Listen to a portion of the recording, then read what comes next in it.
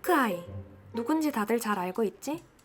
어벤져스에서 그 활 잘 쏘는 호크아이 말이야. 혹시 까먹은 건 아니지? 근데 그럴 수도 있겠다. 호크아이는 어벤져스 중에서도 분량이 제일 적으니까. 그런데 호크아이 분량이 왜 그렇게 적은 줄 알아? 영화 속에서도 종종 나왔지만 그는 가정에 충실하기 위해 몇 번이고 은퇴를 선언했어. 이게 도대체 우리들의 인구 문제와 무슨 상관이냐고? 당연히 관련이 있지. 호크아이가 어벤져스에서 종종 모습을 감추는 이유는 우리가 아이를 낳기를 꺼리는 이유, 또 결혼을 꺼리는 이유와 아주 비슷하거든. 얼마 전 우리나라의 2018년 출산율이 발표돼 충격을 줬지. 합계 출산율이 0%대에 진입했기 때문이야. 10년간 우리나라 정부는 아이를 낳으라고 100조 원 넘는 예산을 투입했지만 이런 노력을 코드숨 치듯 출산율은 고꾸라졌어. 저출산의 원인에는 우리들의 결혼과 출산에 대한 근본적인 인식 변화가 자리 잡고 있어. 사실 요즘 친구들이랑 얘기 조금만 나눠보면 비혼을 추구하는 친구들도 자녀를 낳지 않겠다는 친구들도 많잖아. 한국보건사회연구원에 따르면 2019년 미혼 인구를 대상으로 조사한 결과 결혼에 대해 긍정적인 반응을 보인 남성은 50%, 여성은 28%였어. 여성이 남성보다 결혼에 확실히 부정적이지? 나아가 미혼 여성의 48%, 미혼 남성의 28.9%가 자녀가 없어도 무관하다고 생각하고 있어. 이러니 혼인율은 당연히 줄고 있지. 실제로 우리나라는 지난 2018년 역대 최저의 혼인율을 기록했어. 2018년 기준 우리나라 인구 1000명당 결혼하는 건수는 5건에 불과했는데 이건 1970년대 통계를 작성하기 시작한 이래 최저 수치야. 결혼을 하지 않는 이유는 바로 호크아이와 맞닿아 있어. 우리나라에선 일가정 양립이 어렵다고 하잖아. 호크아이를 생각해봐. 어벤져스 히어로 일에 집중하게 되면 가정에 소홀하게 되고 다시 가정에 집중하기 위해선 어벤져스를 그만둘 수밖에 없었잖아. 아니 근데 호크아이는 세계를 구하는 히어로 일을 하니까 일가정 양립이 어려울 수 있다고 쳐. 우리가 보통 하는 일은 세계를 구하는 일도 아닌데 왜 일가정 양립이 어려울까? 그건 지표를 보면 알 수 있어. 우선 근무시간. 2017년 기준 우리나라 근로자 1인 연평균 근로시간은 2024시간이야. OECD 국가 중에 멕시코 다음으로 긴 시간이지. OECD 평균과 비교하면 1년에 35일 더 일하는 셈이야. 당연히 가정을 돌볼 시간은 줄어들 수밖에. 2018년 기혼 여성 취업자에 관한 조사를 보면 37.5%가 경력 단절을 경험했는데 그 가장 큰 이유가 결혼이나 임신, 출산이었어. 일과 가정을 함께 지키기가 쉬운 일이 아니라는 뜻이지. 근데 사실 요즘은 양립할 일과 가정조차 없는 경우가 많아. 청년들이 결혼 여부와 결혼 시기를 결정할 때에는 생애 전체에 대한 전망을 고려하고 또 유년기와 청소년기에 형성된 삶에 대한 기대치가 영향을 미친다고 해.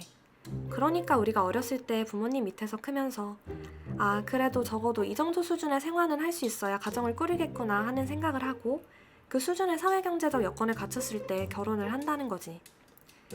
그런데 요즘은 그 수준을 갖추기가 굉장히 어려워. 지난 5월 경제활동 인구 조사에 따르면 올해 취업준비생은 71만 명으로 역대 최다를 기록했어. 수년째 이어지는 고용 한파 탓에 청년들이 졸업 후 첫 직장을 구할 때까지 걸리는 기간이 11개월이나 된대. 얼마나 취직이 어려운지 알겠지?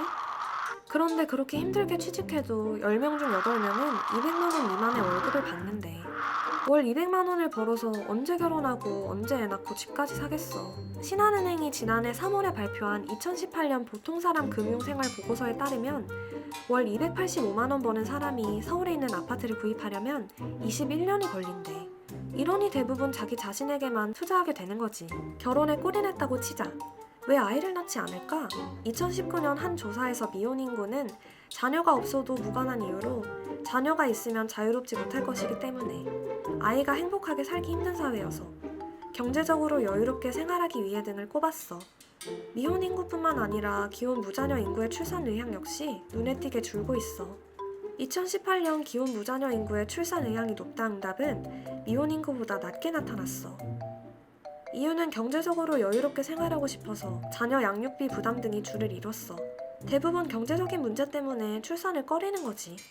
여성들의 사회 진출이 늘었다고 하지만 출산으로 직장을 그만두는 여성은 여전히 존재해. 맞벌이 가구 중 한 명의 수입이 양육 때문에 끊기게 된다면 당연히 수입은 반토막이 나겠지. 일을 한다 하더라도 돌보미 등을 고용하는 데 드는 경제적 부담은 굉장히 커. 최근 정부가 영유아를 대상으로 한 무상보육을 확대하고 있긴 해. 하지만 육아에 이어지는 교육비 부담은 상상을 초월하지. 통계상으론 자녀가 초등학교에 입학하는 순간 교육비가 이전에 비해 2배 가까이 늘어나게 되는데 초등학교 입학과 동시에 돌봄에 공백이 생기기 때문이야. 자녀가 미취학 아동일 때에는 월 평균 57만 원이었던 교육비가 초등학교 입학을 기점으로 월 97만 원으로 급증해. 그렇다면 자녀가 더 이상 돌봄이 필요 없는 중고등학생이 되면 경제적 부담은 완화될까? 전혀. 일반적으로 좋은 대학이 좋은 일자리, 나아가 좋은 삶을 보장해준다고 인식되는 한국 사회에서는 자녀를 교육시키는데 많은 돈을 쓸 수밖에 없기 때문이야. 다들 올해 초에 상류층의 교육열을 다룬 드라마 스카이캐슬 기억하지? 서울유대 합격을 확인하는 그 행복한 순간만을 생각해. 중학교를 기점으로 교육비는 이전과 비슷한 수준을 유지하거나 더 늘어나게 돼. 왜 많은 젊은 부부들이 경제적으로 부담이 돼서 아이를 낳지 않겠다는 건지 이해되지? 여기까지만 보면 한국의 저출산 문제는 정말 해결할 수 없는 것만 같아. 고용부터 육아, 교육, 부동산까지 뭐 하나 발목을 잡지 않는 게 없잖아. 결국 사회경제적 여건이 모두 갖춰져야 저출산 문제도 해결될 수 있는 거야. 정부는 지난해 저출산 5개년 계획을 수정하면서 지금까지 출생아 수나 출산율이라는 숫자 자체에 집중했던 저출산 정책이 실패했다고 인정했어. 실패했다. 앞으로는 개인의 선택권을 존중하는 사람 중심의 정책으로 전환하겠다고 했지. 한술에 배부를 수 없다는 것 나도 알아. 하지만 이제 가임기 여성수를 지역별로 주사한 전국 출산 지도 같은 황당한 정책은 더 이상 나오지 않겠지? 아참, 다음 편에선 우리의 캡틴이 나와서 저출산과 연결되는 또 다른 문제에 대해 설명해 줄 거야. 계속 따라올 거지?